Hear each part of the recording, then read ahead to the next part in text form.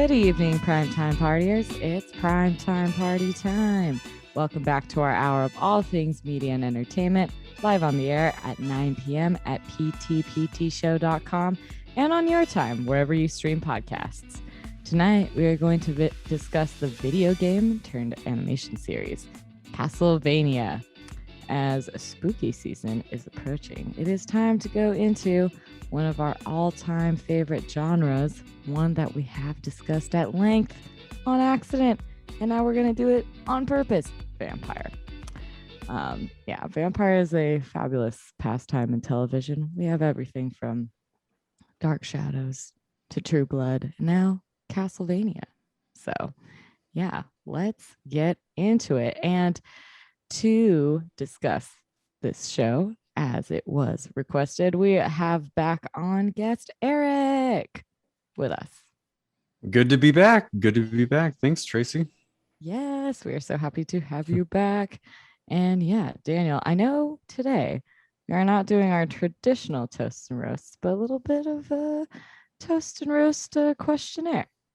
Yeah, good to have you back, Eric. It is full moon tonight. It is the end of summer. It is getting into spooky season. As the time that we're recording this show kind of fits into the whole spooky season thing, which brings my question to everyone here tonight. Fall, or the end of summer, beginning of fall, toast or roast? Oh, that's a good one. Eric, as a guest, I will allow you to go first.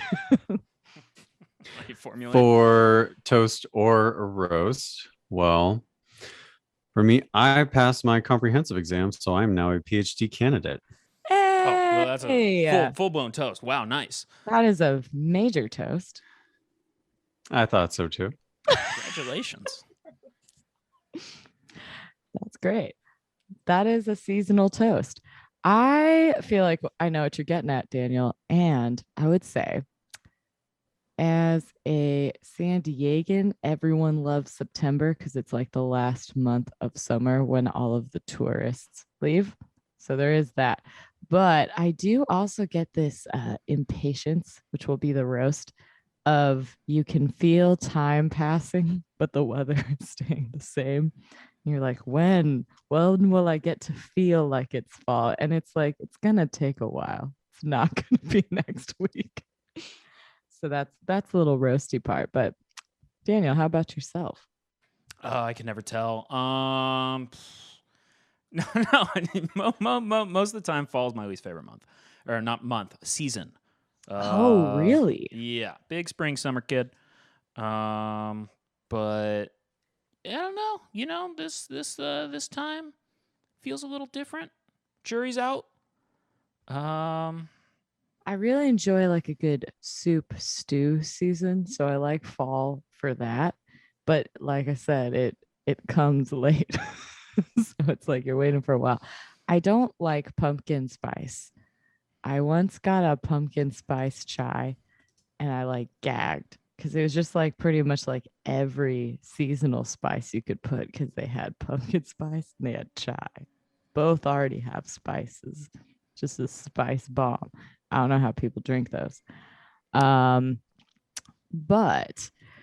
I do enjoy apples and butternut squash and like pumpkin. That is savory, but not so much. I like pumpkin pie, but like some people go hard in the pumpkin spice, or go to Trader Joe's and be like, I gotta buy every pumpkin product. Trader Joe's is good at that, yeah. And I mean, it's hard not to. They market it well. But which I will say, the pumpkin, no, it's not pumpkin. I think they have pumpkin and butternut squash raviolis. I do mess with those. But I don't, I'm less so into the sweets of fall. That being said, I've heard good things about apple cider donuts. And maybe Eric can weigh in, being one who has lived on the East Coast. Is that a thing? Apple cider donuts. I am not too sure about that, but my roommate recently made 100 apples worth of apple pies. And fabulous. Anything you can do with apples, she did. So well, there you go. Yep. Our our apple season comes late, and then just everyone flocks to Julian and floods that small town for just like a glimpse of a season. Is what I feel like happens. But I do enjoy all of the, and we'll get into it I mean, we got one more week of September, and then it's October, and then we're just gonna be full-fledged spooky season. You'll hear it on the podcast. We got some nice things lined up to go alongside that. But to kick it all off, we got Castlevania, which is I'd say if you're from the glittery vampire world, this is quite a sharp turn into real vampire versus human situation. We have a lot more battles, a lot more about who really is the better species on this show. And before we really get into it, we'll take just a little break, and then it's time for Castlevania.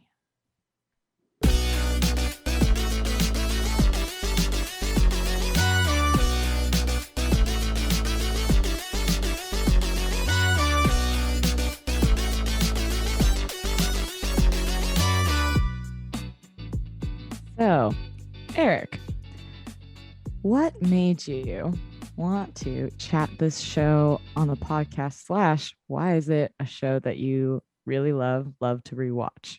Give us some cliff notes on that. I don't think I have watched a show that had such a good hook and maintained it episode after episode after episode. Some things did change in season 4, but setting this apart from all other shows, it really established a world that I think could easily anyone could be drawn to, like the art and the voice acting and the storytelling, and there was no wasted scenes. Everything put together just really built out this world that drew someone in instantly from episode 1. And it's something that I rewatch, on my free time, several times. I think I'm on my 5th time right now. And yeah, it's still just as great as the first time I watched it. Actually, even more so, because I've watched it so many times, I pick up on some things that I missed out on. So yeah, I thought this was certainly an episode to discuss, or a TV series to discuss. Sorry. Yeah, I do think one of the things about this show that's interesting is even though the actual playtime, these aren't super long episodes per se, but they do move quickly in the pacing. So I can definitely see how upon a rewatch you would catch more, because it does seem like it's one of those shows where there is a lot of like scheming and wars. So catching what's kind of going on in the background, so that and paying attention to different storylines like the B and C ones and how they apply to the A plot is definitely something where I'm like, I even had to rewatch episodes as I was watching the first time to be like, I feel like I need to pay attention to that one more, which is always a sign of a good show, is when they really make you have to fully watch with all of your attention. Right, because for this show, it's definitely quality over quantity. Not only the impact of, let's say, action sequences, but with not only just an entire conversation, but specific small phrases that characters say really show their intentions and move the plot along. Just small phrases you would normally just wouldn't think anything of. It would just pass by. You can't pick up everything until you rewatch it, and it's like, oh, they're really showing some self-awareness here. They really show some secret insight that they know what's going on with everyone else. And just very, very interesting, I think, especially coming from a vampires and monsters action show based off of a video game. Yeah, this is, I mean, I feel like there's not a lot of quality video game to film adaptations that I can think of. This is definitely one that's at the highest mark, because I can think of like the Jake Gyllenhaal Prince of Persia movie, which has issues on many levels. And then there's also, yeah, the Mortal Kombat movies, which are, some people love. Those people aren't me. And this is one where you kind of like, I was watching it going, I have no context to this video game from the 80s. And I wonder how they got all the source material, how much of it is the writers and how much of it existed in the game. So, yeah, if anyone in the chat knows some more fun facts about that, please let us know and we will share. But yeah, it's like really, you can only really tell it's a video game in the sense of when they have conflicts, they seem to hit certain marks where you're like, okay, like you're paying attention to these battle scenes and they're very like exquisitely animated in a way that's like video games do this as well. But I think that all of the character development is very different because usually a video game, I'm sure there's some that are quite comprehensive, like the really long games, kind of like a Zelda or a Final Fantasy. But like this is one which it kind of feels like it must live in that sort of world to where they have so much to go off of. And this is also one for gamers in the chat. Please well, correct me. You care about the characters, like Yeah. these. You care about these characters. Trevor Belmont is, I consider him to be, the grounding character of the cast. But Sypha and everything she goes through, things are getting pretty tough for Sypha at the end. And I mean, Alucard is like a whole like conversation in and of himself. Isaac too. But I mean, these characters grow on you. Like you want to see their journey, you want to see them succeed, and you want to see the people that do them wrong pay for it. Yeah. And like other vampire shows will focus a lot more on like the siring and the relationships and stuff like that. And Alucard is an interesting example because from the beginning you get someone who is half vampire, which you're like, ooh, that's a twist. Because you don't really tend to get that a ton in a lot of other vampire shows, with the exception being the child storyline in Twilight, which if you guys want to hear me rant about how I hate that storyline, please watch our Sexy Vampires episode. But yeah, and I like that was pretty early on, like you're figuring out, oh, he had this full on, and they do a lot of flashbacks of the way that Dracula was living on Earth, kind of like almost becoming a human, like becoming almost literally humanized by the wife. So like when the church decides to burn her at the stake, like they really did make a big mistake, because you look at that and go like, oh, all vampires might have decided to be like, let's like live hunky-dory, live on the land, coexist. And then instead it's kind of like really sharp turn to apocalyptic takedown. So that's where you're like, but getting into it, because I know a lot of our conversation that we want to discuss about the show has to do about a lot of these and how they evolve over that have to do with why this show is so rewatchable and why it has so much staying power. So yeah, what are some moments and some characters that you think, if we're moving from beginning to end of the series, that really stand out to you? I think first, when trying to figure out scenes that really stand out, that has to come to a realization of two parts. There's really part one, which is seasons 1 and 2, and then part 2 is seasons 3 and 4, where everything changed. So right from the get-go in episode 1, we have, the meeting between Dracula and his future wife, and it very, very quickly turns into his wife burning at the stake, and he decides to lead a war on humanity. And Alucard, his son, is against this. They fight. Alucard loses, teams up with the other main characters, Trevor and Sypha, and now they're on this journey to try to stop Dracula from killing every human on Earth. And the final fight in season 2 is so good. For one thing, I mean, it's just very exciting action, but the impact that has on the characters. I mean, Alucard says before they even get there, I'm not ready for this, but let's do it anyway. Yeah. Like that sets the tone going into that fight. And they weren't ready. Dracula hadn't drink blood for a year. He was destroying them. And the art and animation and sound when the fight boils down to just Alucard and Dracula having a classic fist fight, I guess, between father and son. It was brutal, absolutely brutal and sad. I know Daniel has something to say about that. Yeah, this fight was tragic. This was the scene where I kind of understood what you were talking about with the show recommendation.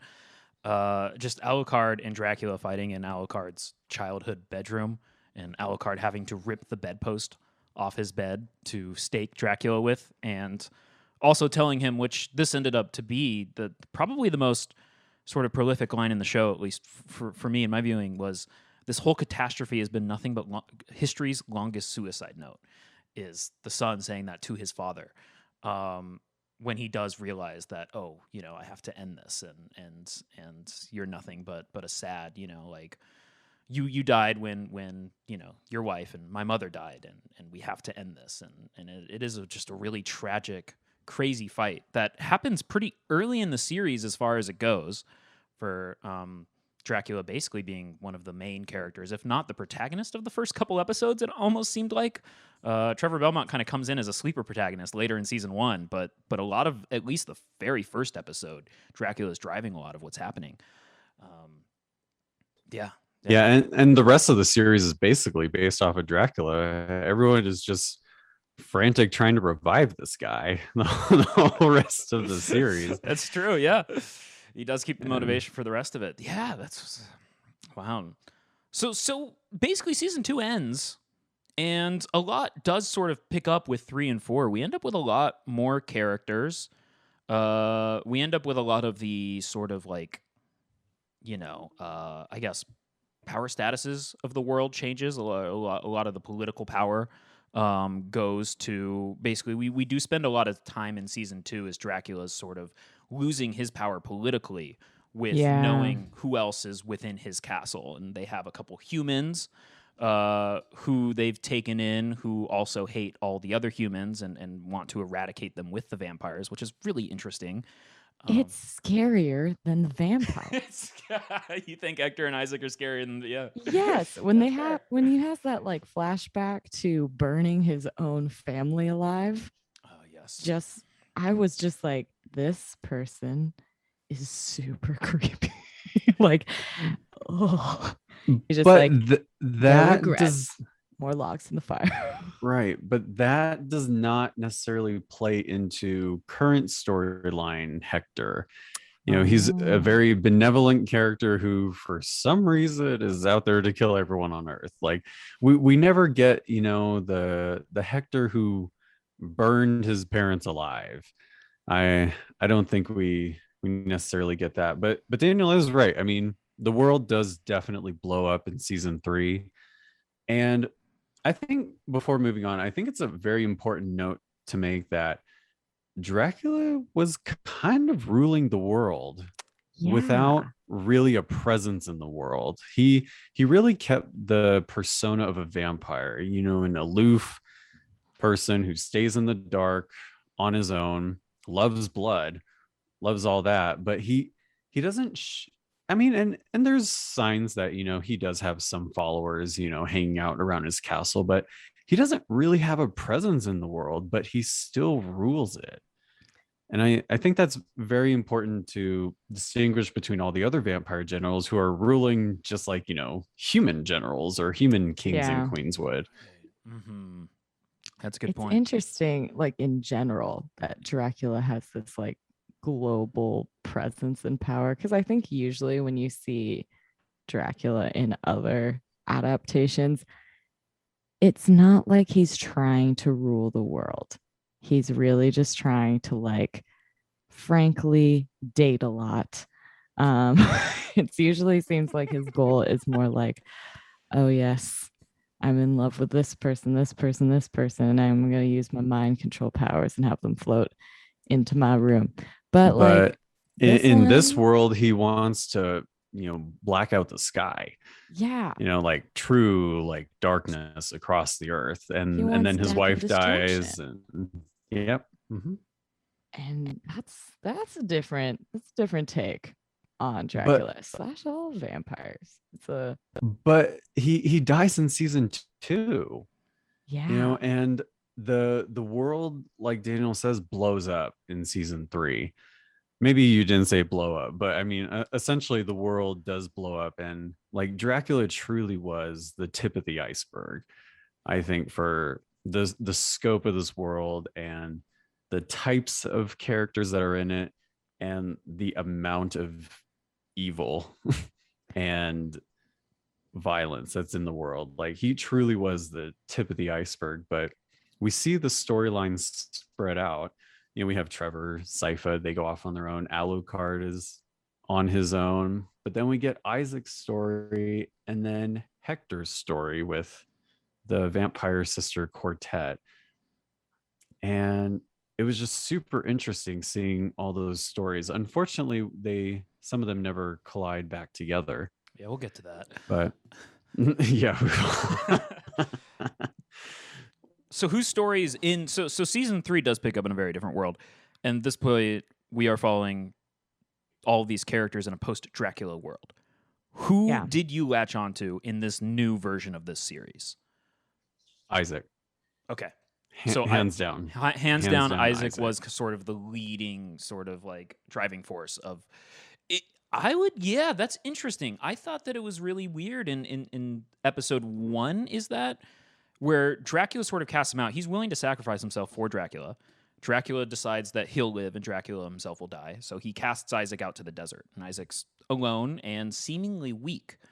And I thought it was really interesting and telling in that at the end of that first episode of season 3, where sort of like the bandits or whatever try to come and basically, sort of bully, for lack of a better word, Isaac. And we get a very long scene of Isaac showing them just why that's a bad idea and just how much physical power Isaac retains, just how good he is at fighting, and just how much sort of vengeance he has in him at that point.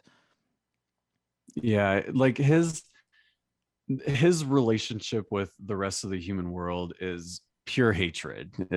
Sometimes it's almost beyond hatred. He kind of takes a lot of the perspectives of the vampires have, where they basically treat humans like livestock. Isaac truly, wanted to follow Dracula's mission, which was to kill everyone. He thought everyone was a waste of space. They were horrible and they should be eradicated from the earth to purify it. And like throughout the story, like he just had a lot of rotten luck coming across people who just wanted to screw him over. And the whole time he just kept getting that, just kept being reinforced. But then he starts talking to other people. He's, the first one he talked to was he was a blind merchant who sold a lot of magical items. And that was like the first act of human kindness that Isaac's seen in a while. Yeah. But then, all the guards in the city he was living in want to kill him. So he's like, all right, no, everyone sucks still. But then he meets the captain. And what does the captain do? Reminds him of human kindness. And what could Isaac do if he just taught them? What could he really do? But then he gets off the ship and people want to kill him again. But things start changing even more, after he talks with one of his night creatures and he talks with a former forge master. The Miranda, Milanda. The way she says it in the show, it's kind of like Milanda. So I think you I'm nailed pretty it. sure it's Miranda Soft though. LR type thing. I think it's okay. Definitely. Yeah, and she was really the crux to what could bring the captain's viewpoints to Isaac, because she was not a good person. Nice person. She had a friendly conversation with Isaac, but she was definitely not a good person in her life. But she could match, what Isaac was thinking, and she could be like, "Hey, you can kill everyone. He already, this magician already enslaved them. Kill them all. Take your reward and use that for your revenge and save, the people I used to live with." And that was like, oh, I can use my acts of revenge for something good. And then he was reminded by one of his night creatures, like, oh, evil in the world really can breed more evil. Like, this is disturbing. This is messed up. So I think from a collection of those experiences, and Isaac's journey was so fun to watch and so interesting. And it really made sense how someone who really wanted to kill everyone in the world could change and no, I want to build an environment for people to be good. And that was a drawing point for me. Watching his journey and the people or the things that he interacted with. I thought it was so fascinating. Yeah, I know that there are a specific moment of season 3 that Daniel also wanted to touch on. The episode 9, The Harvest. Yeah, so okay. So we have Isaac's story, and then in the meantime, Hector is with the vampire sister quartet, right? We're introduced to Carmilla in season 2 and her ambitions. And when she retains the power of, I guess, like the vampire sort of, what would you call it, nation or alliance in some way? Yeah. Yeah, when they have those powers, they basically get Hector to do their bidding in that way in season 3. Before we do get to that and sort of like get to the point where we get to Hector's storyline, there's something else that happens with like Belmont and Sypha and this town that they go to. And this all sort of leads into this amazing penultimate episode to season 3. I will say that with Isaac's story, that moment where he is at that top of the castle and he does kill that wizard, and all of those humans are falling around outside the windows is like really haunting. But that's also cross-cut with these two other stories, and we lead into basically what happens with there's that battle, and then there's this other battle that we lead into, where Belmont and Sypha encounter this small town with a couple of key characters, namely Saint Germain, Sala, and the Judge. Eric, do you have any thoughts on these three? Yeah. Yeah. Well, Saint Germain, is a very he's a very fine character. I thought he was a great addition Played for excellently by Bill season Nye. 3, but a lot of what happens with Saint Germain is really in season 4. Yes. But first I want to start with Sala. So in contrast to the priest or the bishop in season 1 is where he mostly came into place.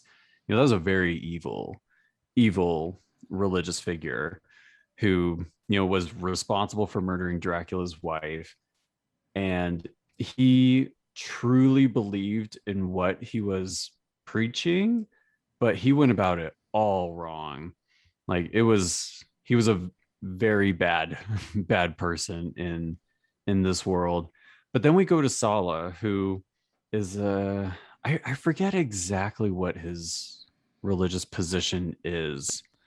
I'm not sure. Was he wasn't a minister? I forget. Yeah, there's some specific position for him. He seemed to be the leader of a couple of Mm-hmm. like, yeah, minister likes. I'll look this up in just a minute. But yeah, he was sort of the leader of Yeah. a bunch of minister He's likes. the Who? Oh, sorry. mysterious leader of the monks in Linfeld. Yes. Okay. And he's the one who wants to resurrect Dracula. Exactly. So what happens with his character is actually a night creature forged by Isaac was there. So this is kind of giving an indication that forge masters can have some influence on how they create a night creature when they pull a soul out of hell and put it into a dead human body and create a demon slash monster, that they can have some kind of influence over that process, because this night creature really embodied Isaac's dream of resurrecting Dracula, because it enters the church where all these monks are in and basically teaches them how to resurrect Dracula. And Sala and the monks are really a victim in this situation, but it's in a way where they are exposed to this night creature's teachings, and there is some indication by Sypha that there may be some mind altering magic going on, but there is no indication of it. Like they really just seem like normal people who truly just have a better relationship with the devil and hell versus, you know, what they started out in their religious life as. And I Sala's character is rare to see. I think from my experience in, you know, movies and TV, his character is very rare where he's not crazy. And there's very interesting dialogue between Sala and Saint Germain about, you know, the threshold of what is considered crazy and not between these two. I think it's very, very interesting and very grounding for these characters. But last but not least, we have the judge, who, in a world where there's so much heartbreak and so much violence and so many things happen to all these characters and the people in it, but when you find out what the judge is really like after he dies, it's this really, like, you, you truly want to be like Sypha, like, I want to get out of here, I never want to come back. Like, it's because you never saw it, you never saw this coming. There were cues and they tell you, but you never saw this coming, and it's just twisted. Yeah, he's a very twisted judge, jury, and sort of executioner in that way. It's yeah. His last requests are to burn down his house, and yeah. So he knows what he's doing is wrong. Right. He knows. Right. And there's a weird indication that he cares, like he doesn't want anyone to know how messed up he is. But he did it anyway. He's twisted. He killed all those kids. Killed the kids in the pit under the tree, and he gets Sala that way too. After Sala bests him, it's kind of poetic. It's kind of incredible. Yeah, it wasn't the fun game that Sypha thought anymore. It wasn't fun. Yeah, you know, going around and saving the day. That's something this show does really well. I really just want to take a second to appreciate how much time we get to see of Sypha happy before basically everything goes to shit in that matter. It's interesting, especially we talked about it a bit with the pacing of Isaac's story, and how we sort of like linger on, or we get a lot of time with a lot of his journey. We spend a lot of time with his journey over that season. A lot of those conversations, you know, whether it's with the Forge Master, Fly's Eyes, you know, with Sypha we get that, but we get her in her sort of like at the end of season 2, beginning of season 3. We get her in this happy space of just like having her plans and being on top and being very capable and finding, you know, a man that she's really comfortable with. And she was in her honeymoon phase. Yeah, that's a great way to put it. Yeah. Yeah. And seeing the judge's house sucked her right out of that, huh? No. Yeah. It it really wasn't fun anymore for her. And after that, it going downhill from there is kind of hard to do, but it stayed down. It stayed down for a long time. And yeah, then everyone feels like they're turning into Trevor Belmont. Everyone does. Yeah. Everyone realizes why he was drinking and, you know, sleeping under trees and being a messed up character in season 1 because they realized what his life really was. Because they were living it. Yeah, that's when she's depressed and they're riding away from the town, and she's like, "What just happened?" And he goes, "Well, we've spent the last few months living your life. Now we're living mine." And yeah, and then to your point, every character, or at least Alucard, will say it in season 4. Mhm. Oh my God, I'm turning into Trevor Belmont. Speaking of characters down on their luck, let's turn our eyes to Hector in season 3. Because we have another character, a very important character, that we have not spoken about on this show yet with Lenore. What do you think about that? It's just season 3 to start. Hector or Lenore or both? They're kind of hand in hand at this point, right? Right. So Hector comes in season 2, was completely. Well, I'm trying to talk about whether he was manipulated or not, and that's actually a conversation he has with Lenore, where she basically tells him, "You think you're manipulated, but you really weren't. I mean, Carmilla was being real with you. Sure, like she kind of took advantage of, some things that you were doing, but you, and yeah, maybe the effect of that was you didn't really know you were betraying Dracula when you were doing these things. Carmilla did that without your knowledge. But really the things that we're after, Dracula lied to you that he was after. He wasn't promising the world that you thought you were going to live in, but we are. So in a way, he is being manipulated, but he's also not being manipulated either, because he goes along with what people say way too easy when it comes to Carmilla and Lenore, but she does him real dirty at the end of season 3.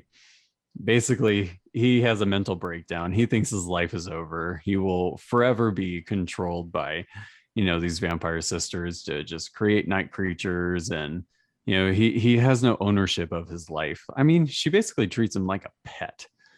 Yeah, I mean, was gonna say, she says that. It's messed up.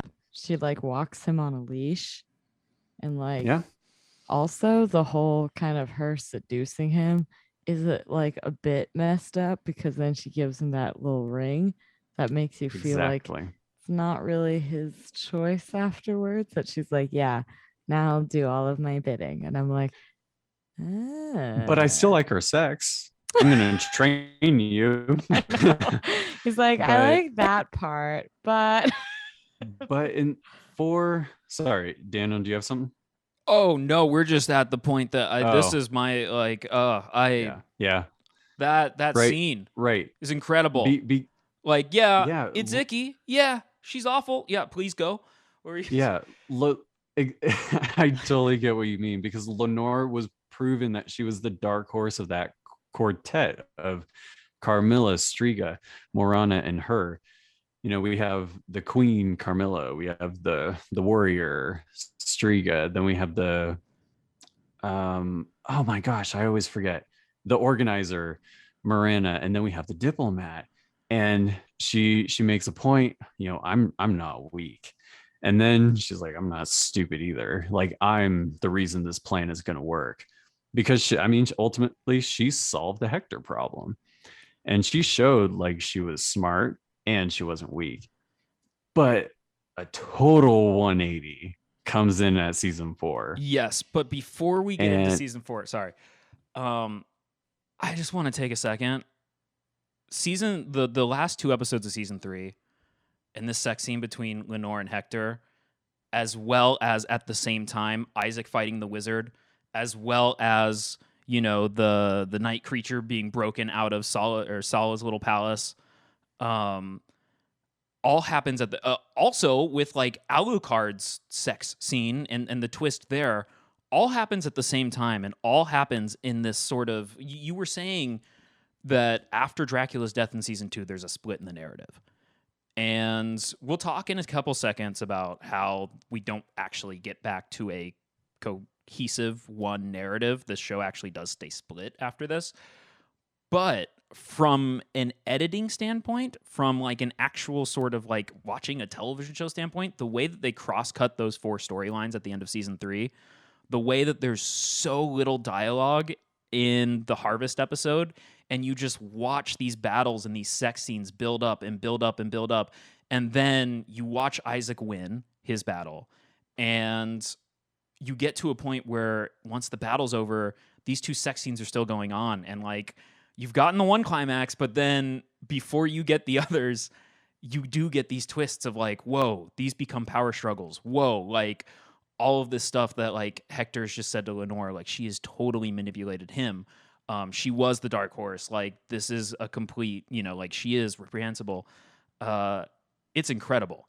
It is like, even though the narratives don't connect at this point, they feel like they do. And I just want to highlight that that's a massive triumph. It's one of the best parts of the show, in my opinion. But yes, we have much to talk about. Right. I mean, we haven't even really talked about Alucard yet. Not a No, lot. I mean, no. this pretty much by the end of the series, you can consider this like an ensemble cast. Yeah. But I mean, he's one of the, the trio. He's one of the front runners for the Castlevania franchise. And I mean, he's having a really terrible life. I mean, his mother died, and then immediately after, he tries to fight his dad to the death, trying to stop him from genocide, and then he loses, and then he kills his father, all in the span of 1 year. Right. And then he's, alone again. Well, I mean, I don't really know his life before the show, but I mean, he's alone. Like he lost everything, because the thing that really sets this show apart is like they include like epilogue based episodes at the end, where Dracula dies in the second to the last episode of season 2. And a lot of the climax moments, they're some very few things do happen after those climax moments, but like, I mean, he has it really tough. And then he met like the 2 twins, Taka and Sumi, and they just turned out to be hateful, people as well. Yeah. Super greedy. But yeah, I mean, he truly felt he was making a connection with people. And I mean, he staked them at the end of season 3. I mean, he truly was going to the dark side. Yeah. Like fully going to the dark side, just like his dad. And that, to me, the first thing I thought of was 5 seasons. There has to be 5 seasons. And Alucard has to be like the new Dracula figure by the end. Yeah. But I mean, we never got that. Another character that had a huge 180 in season 4, but they were so careful to show, the trauma this character was going through, and how it's somewhat understandable that he started staking people he was living with for at least a few weeks. Yeah. And yeah, just a sad character. That voice acting for Alucard was incredible. Like everything out of his mouth is like, out of the voice actor's mouth was just really showing how like Alucard is kind of like dead inside. I mean, he really is sad.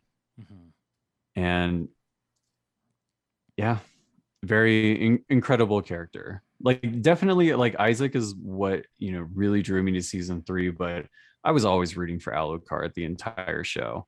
I think he has that effect on viewers.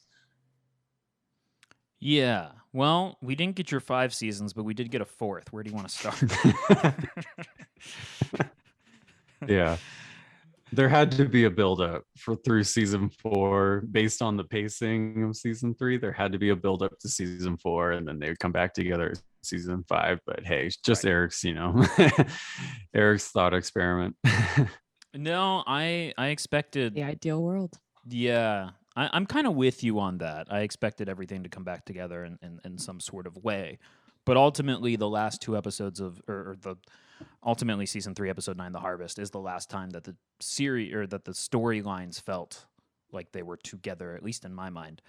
I mean, at least Alucard's storyline does link back to Trevor and Cyphus, so there's that much. True. But what about this? What about these vampire sisters? What about Hector? What about Isaac? They all come together too. How does that go? Right. They do come together because even though Isaac is going through huge, you know, philosophical changes in his life, I mean, he still wants to get revenge for Dracula. This is someone he truly idolized and respected. I mean, that was part of the reason Dracula threw him into the desert through his transmission mirror, because Isaac was willing to give up his life for his immortal one. I mean, and he was so bent on revenge that it really took him.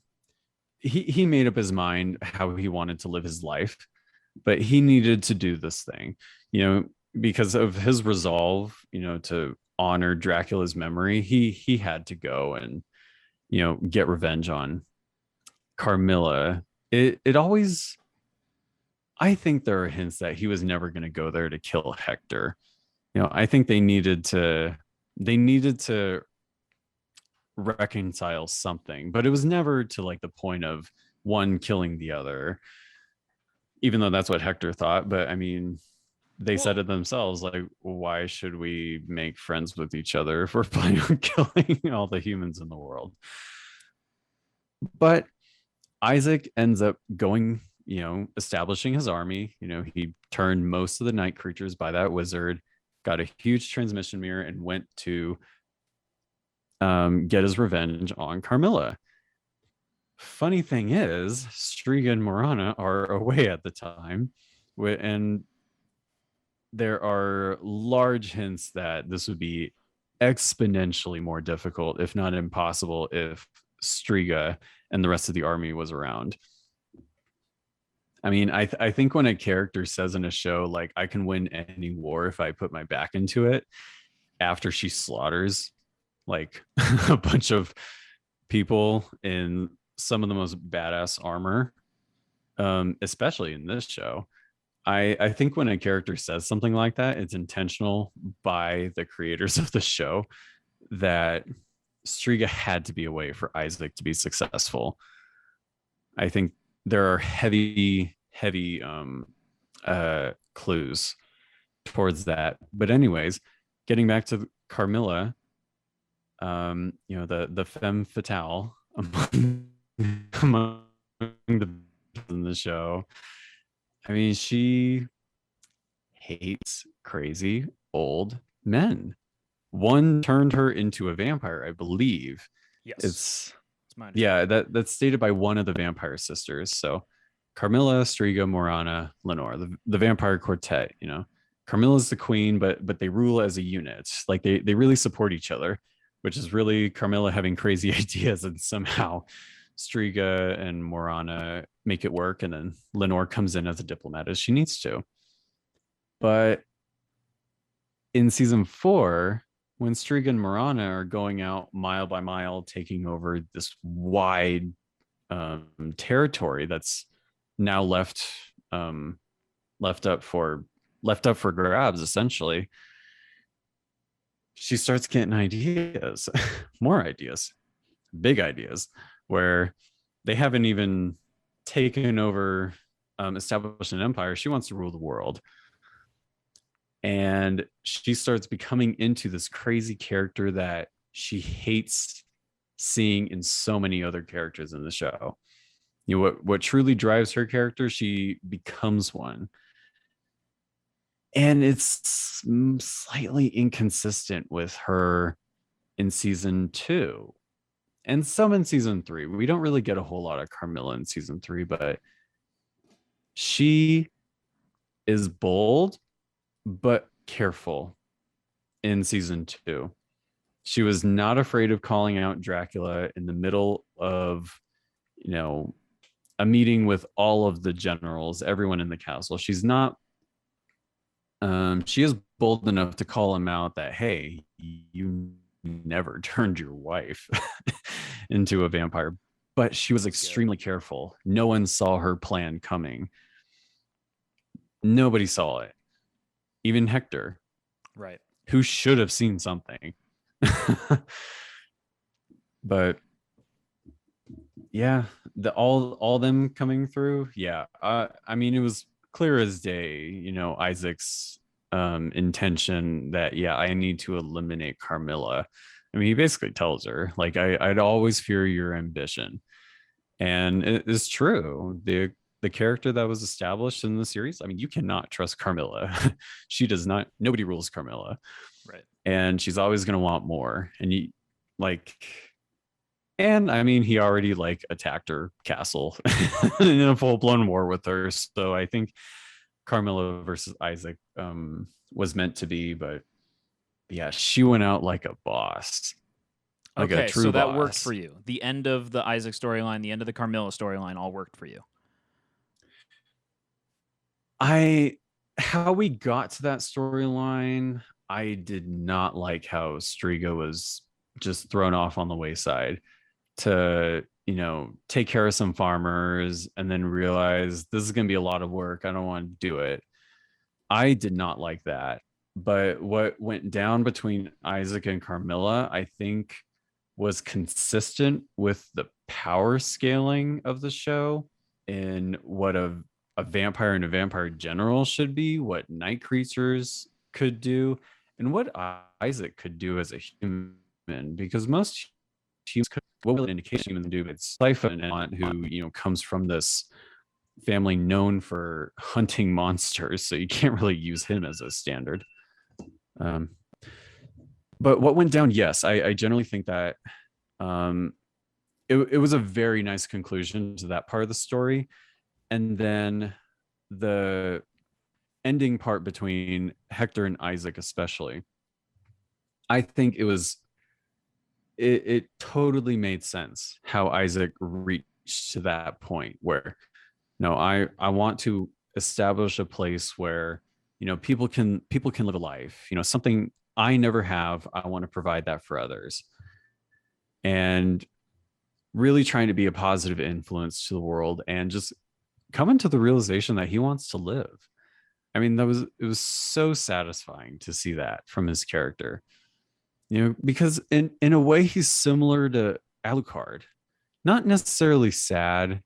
He just has this disappointed perspective on the world, just really, really disappointed with everything. And yeah, he does have a grudge, and at first he wants to take it out on the world, but no, like I want to live to provide for others. I want to live like that. It was so satisfying to see that. Yeah, I love that comparison. That was a great comparison. Yeah, but how we got there, I think there are some questions for sure. Yeah, I could agree with that. I am with you. I think that sidelining Striga is there's kind of I can't get my head around how to defend it. Just from a narrative standpoint, what was great about this show is that everybody had a lot of ambition, everybody had conviction, and you were always kind of scared of like what was going to make them snap and when they were going to do something that you can't return from. By that end, with sidelining Striga, with Isaac kind of walking into the castle and taking it, and nobody else really being around to sort of like combat him in any way, to like Hector kind of gives in almost immediately, right? Expecting Isaac to kill him, Hector also somehow gets the up on Lenore. I have a question, whether for you or whether for someone in the chat. Where was Hector able to get his free will from? I was under the impression that Lenore, like he had sort of sworn loyalty to Lenore, but it seems like he was doing a lot without, one, her knowledge, and two, he's the one that traps her when Isaac reaches the castle, correct? Where he's able to make his move against her. Where was he able to get the free will to accomplish that? That might be a plot hole. Okay. I was just wondering if I missed It, something. it just might, because he is like sworn to loyalty to all four sisters. Right, because And so the fact that Lenore even says he's gonna go kill Carmilla. Right. And Hector did nothing. I mean, he never tried to stop him like that. I think under most definitions of, what loyalty is would be disloyal.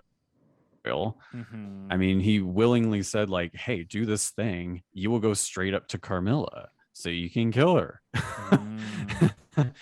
With the thing he made with, yes, and the it hammer led to a direct route. And then it created a force field to like get her stuck in her office like room, so she had to fight hundreds of night creatures. I think all that was the epitome of like not being loyal at all. So that might be a plot hole. It might. We also do have a take from Brandon or BMAC in the chat, and it says, "I think the ring only controls his control of the night creatures," which does make sense to me. I would have missed that. I was under the impression that he was loyal to Lenore. That's true. Under all and he circumstances. does mention that he's like, yeah, I can't do anything about these night creatures because I have the ring on. So that does make a lot of sense. Okay, so the ring was based on the army specifically. Okay. But I think the process of, like the whole ring situation, it wasn't totally, there was nothing about that was only based on his forge mastery at all. Like, it wasn't just about the night creatures he can make. It was being loyal to the sisters in general.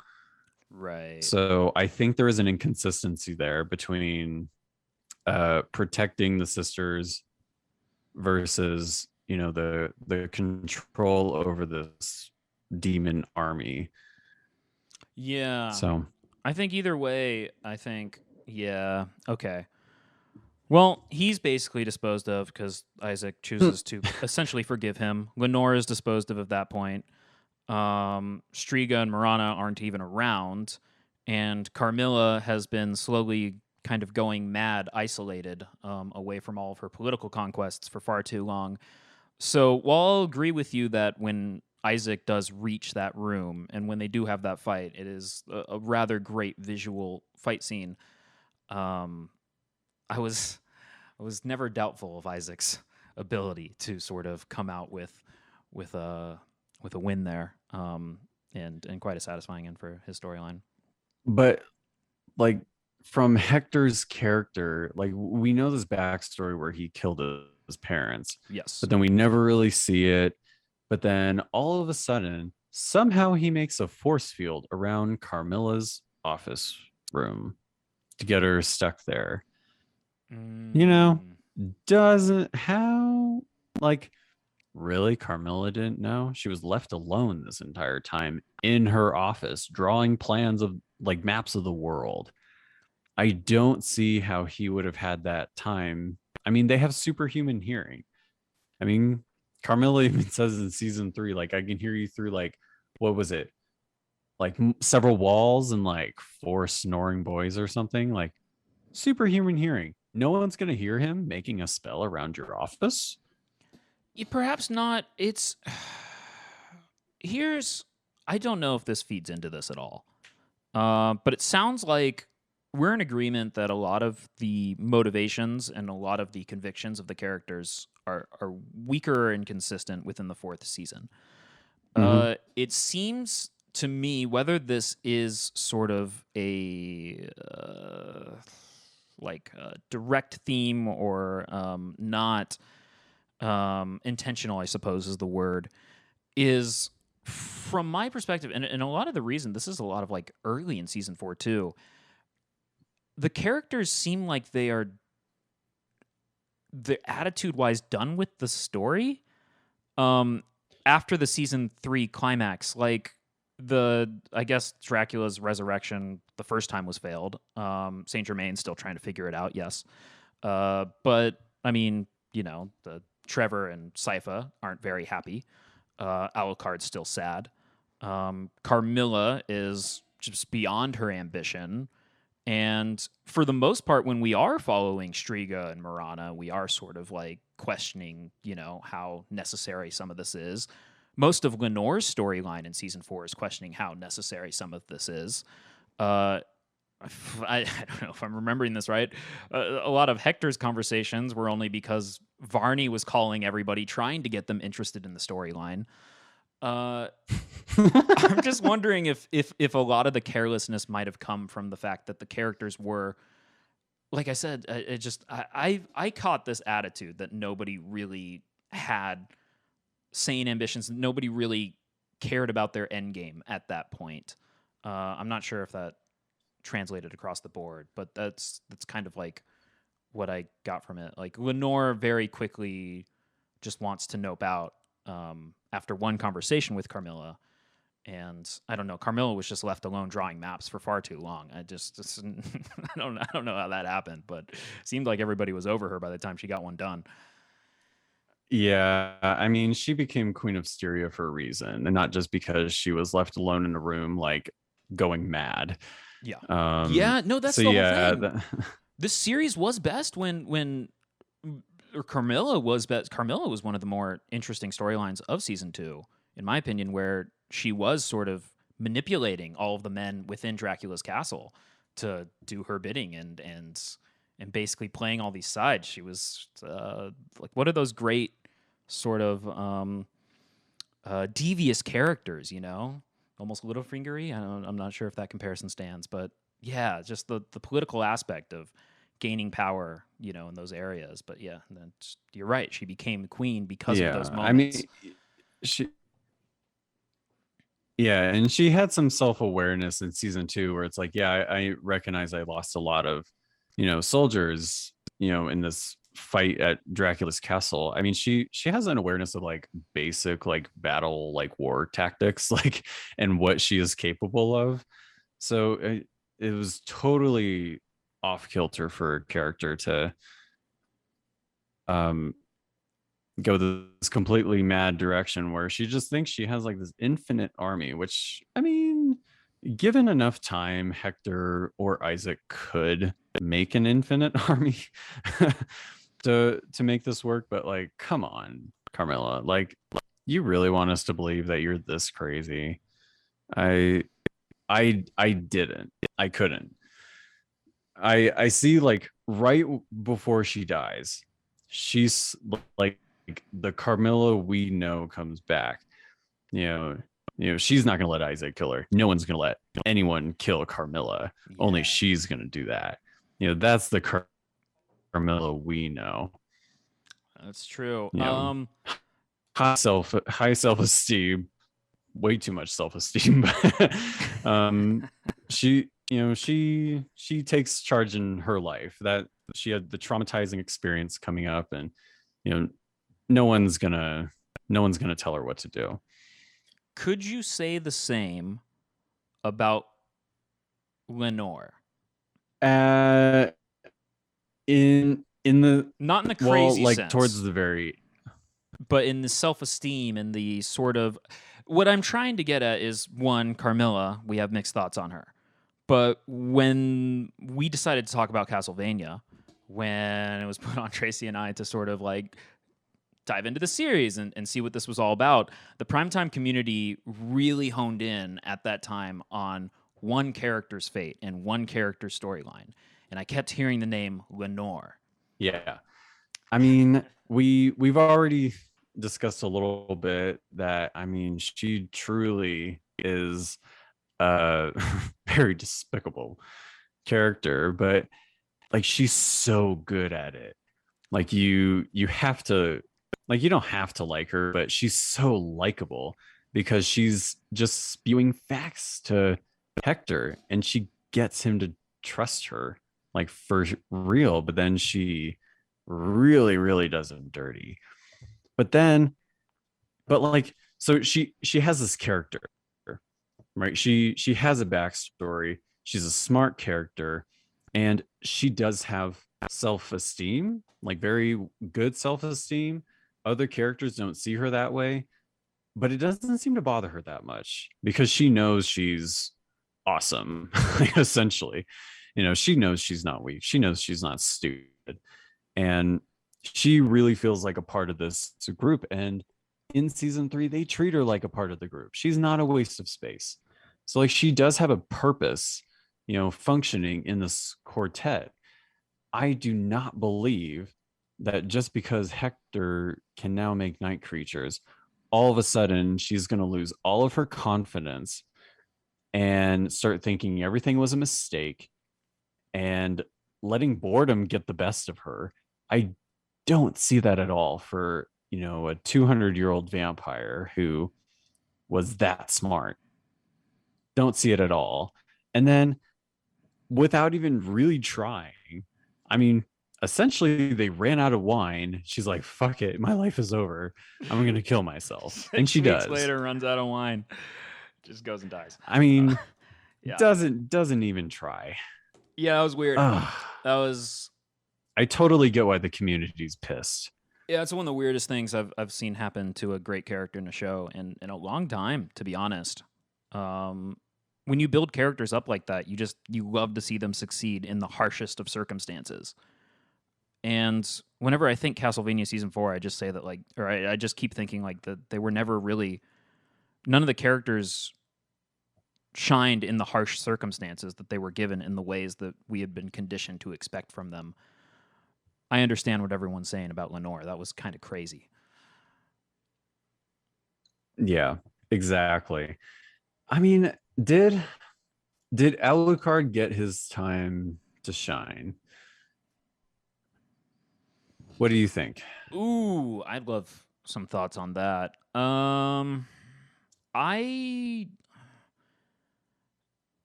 Alucard essentially is an interesting case, right? And I'm kind of formulating this as I go.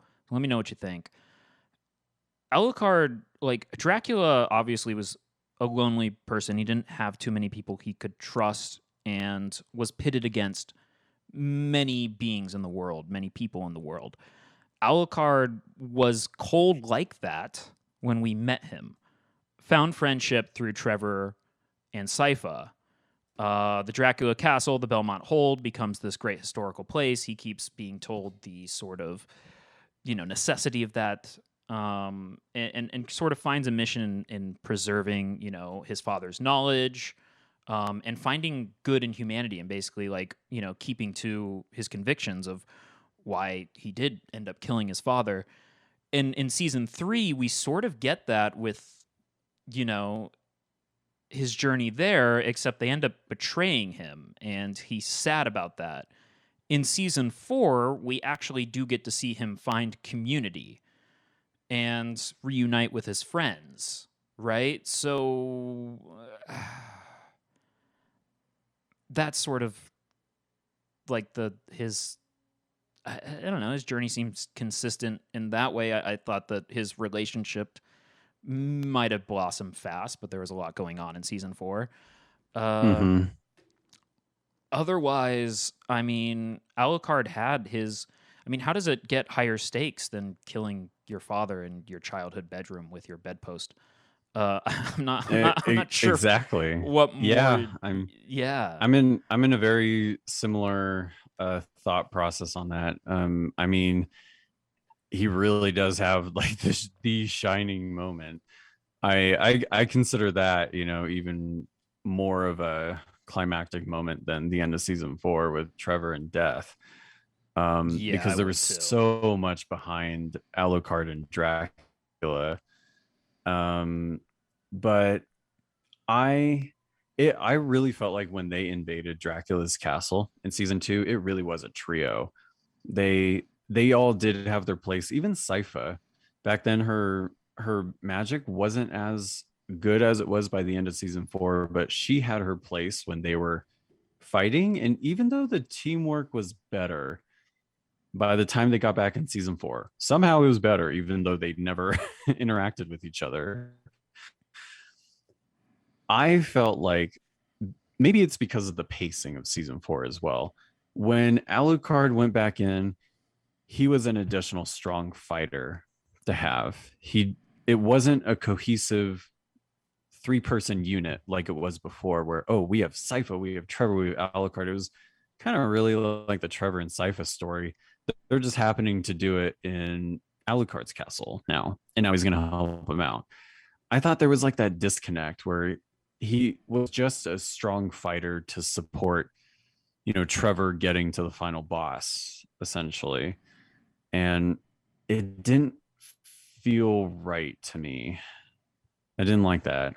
Yeah, I'd agree with that. I mean, to your point about the first story, I'm not sure if this was the intention, because in my opinion, or my understanding, Castlevania games are different than like RPGs, and I keep thinking like, yeah, it's the 3 characters, and you're using all these like combined text that you'd find in games like Chrono Trigger, and it's like a great visual portion of that. Even though Metroidvania games are very different, I need to play Castlevania games.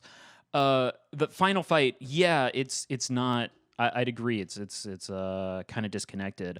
I think that comes a lot with those motivations, right? Like Death, Varney, whatever. He's pulling all these strings. He's talking all these characters. He's making the story go along, but he's not like nobody else really had any counter motivations other than like, oh, we got to deal with this, right? I don't. Yeah, I mean, ultimately, Varney was trying to accomplish the same goal that Trevor and Sypha were. Yeah, it was the same goal: bring back Dracula. Everybody's got the same goal, just different sort of methods and the different sort of like relatability, I guess. Yeah, I don't know why Hector was talking with Varney at all. Like, I get it to talking with Dracula, but like seriously, Varney, Hector, like.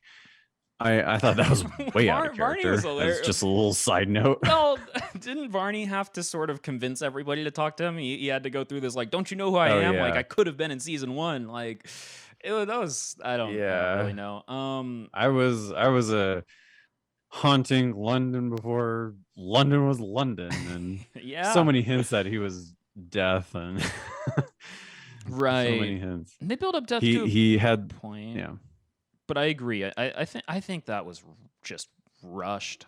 I think that comes down to there was a lot to sort of figure out to end the show out at season 4. I think that I personally really subscribe to your theory that it's built to be a 5-season series, and that, like, I mean, you kind of said it off air, but like even Saint Germain could have had the journey that Isaac had, given a season to have the journey that Isaac had in the Infinite Corridor. Yeah, I think even though we saw Saint Germain kill somebody, from the character that was established in season 3, I still think he would need to go in a similar journey that Isaac did, but like the complete opposite. A descent into madness, to really, for us to believe that Saint Germain will really kill a lot of people just so he can see the love of his life again in the Infinite Corridor. Like, or maybe like during his time in the Infinite Corridor, there's some like mind altering thing where he is like disconnected with reality, or the reality he was from. To believe the scope of what he was willing to do, even though we saw him kill someone, I still think it would require a Isaac like journey to justify it based on what we see of the character in season 3. Yeah, I absolutely agree with that. Yeah, I don't know. I just think it comes down to that. I think it comes down to just that kind of build up, just that kind of pacing, the rushedness of it. And I don't know. Picking the one video game adaptation that I just have no idea about. I mean, and these games have been going since what, the mid 80s. So there's plenty of source Yeah. material to draw from. Perhaps for someone, this Trevor Belmont versus Death is a big moment. It's funny. We were asking like what the storyline of the video game was, because in the 80s they did not have cutscenes, and apparently it's Trevor Belmont in the original, and you have to get through 18 stages, and then you kill Count Dracula, and that's the story. And Wow.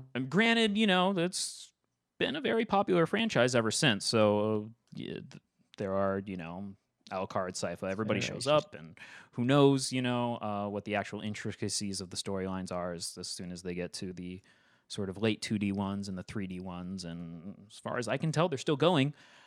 But yeah, I don't know. It's tough because maybe that was good adaptation, but just poor on its own sort of narrative.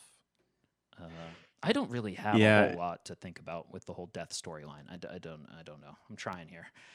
It seems like a quick jump for the show. Has a lot of themes about like morality, good and evil, death, heaven, hell, devil, God type thing. And usually in shows that deal with that matter, it's like season 6 or 7 is them like going against death itself or something like that. And I think a lot of shows like that kind of gets into it in like in the same vampire-ish world would be like Buffy. It takes a lot of seasons for them to get finally to like the source of evil.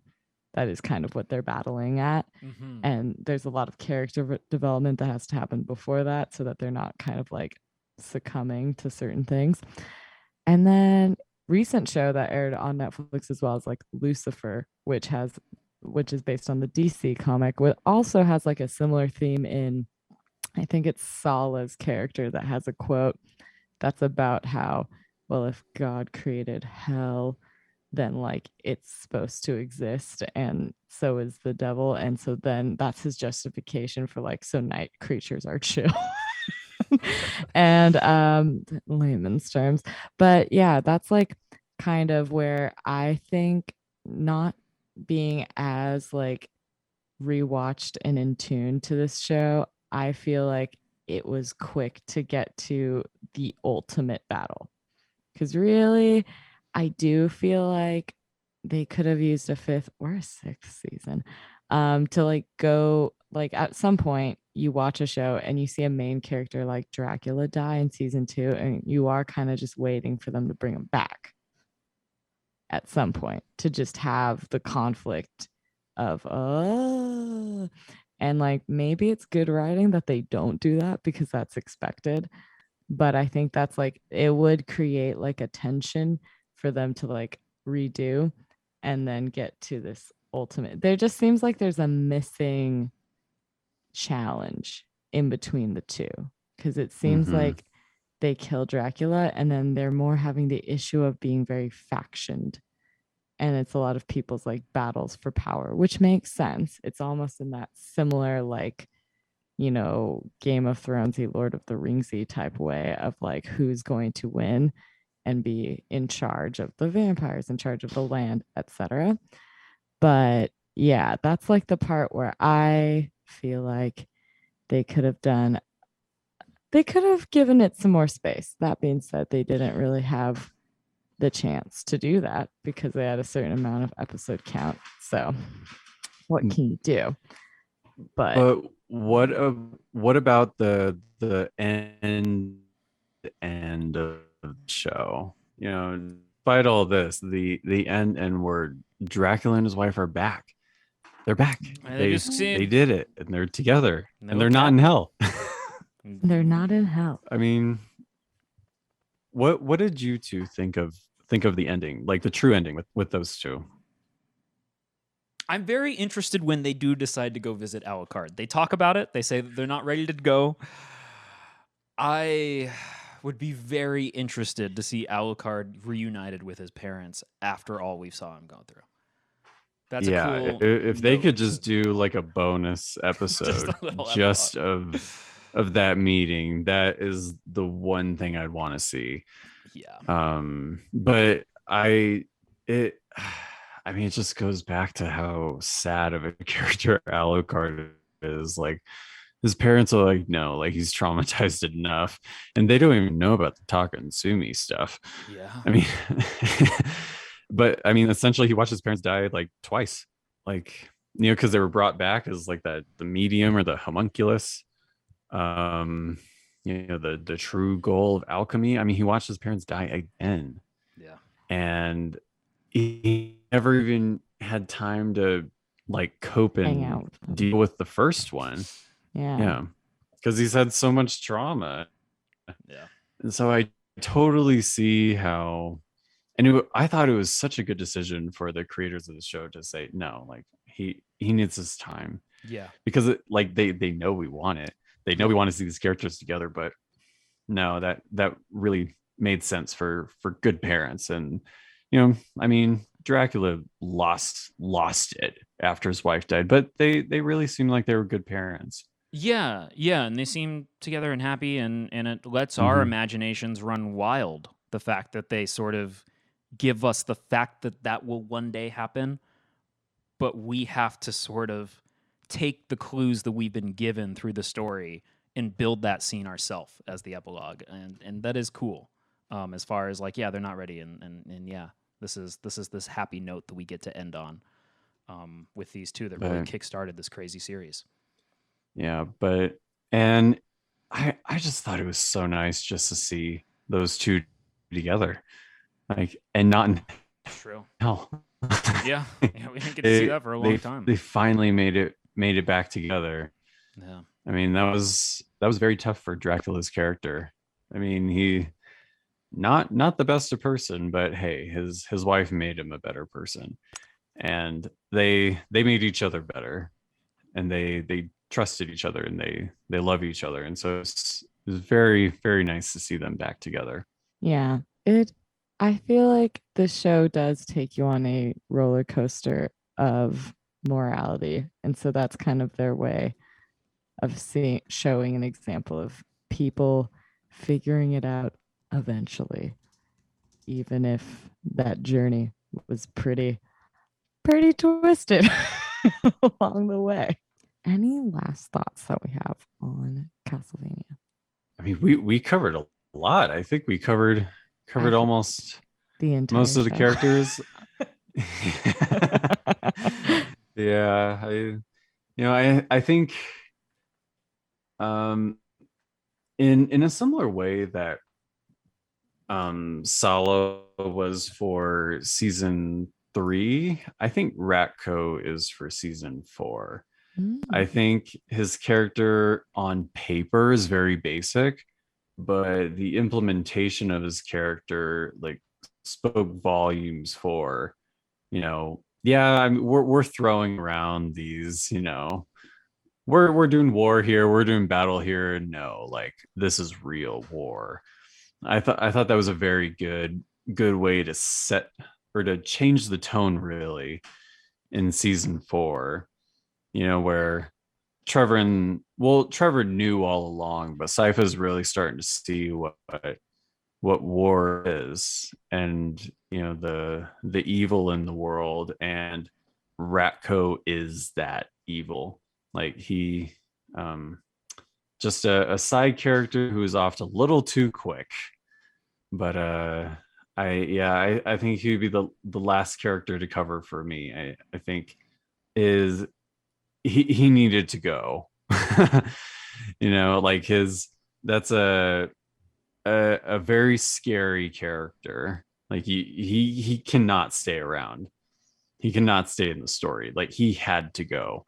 I think hit that, and a lot of pretty much each of the seasons, they do touch on, regardless of if you're a human or a vampire or whatever, that war and power can turn any of the characters into a monster of the thing of which they most despise. They can easily kind of go through, and it's a very, thin line that they're able to cross into, and usually not one that they expect. They have the characters that we've discussed that stay grounded and don't get easily turned, but I think they're trying to show, especially in this time period that is known for being very survivalist, that it's very easy to take certain routes just to continue on in the Castlevania universe.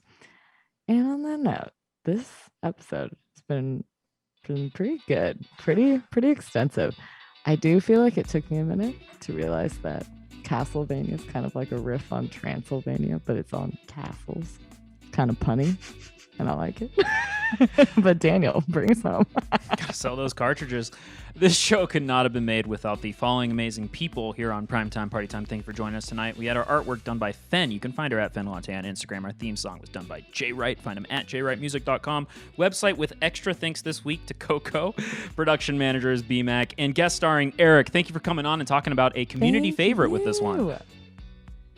Of course. Always fun to come on. Thanks for having me. Yes, I know. And this show has definitely been one that's, multiple people were like, I can't believe you haven't seen this show yet.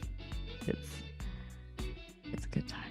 Well, if you want more Primetime Party Time, catch us next Monday here at ptptshow.com, 9 p.m. Pacific, or wherever you listen to your podcasts. That's going to be it.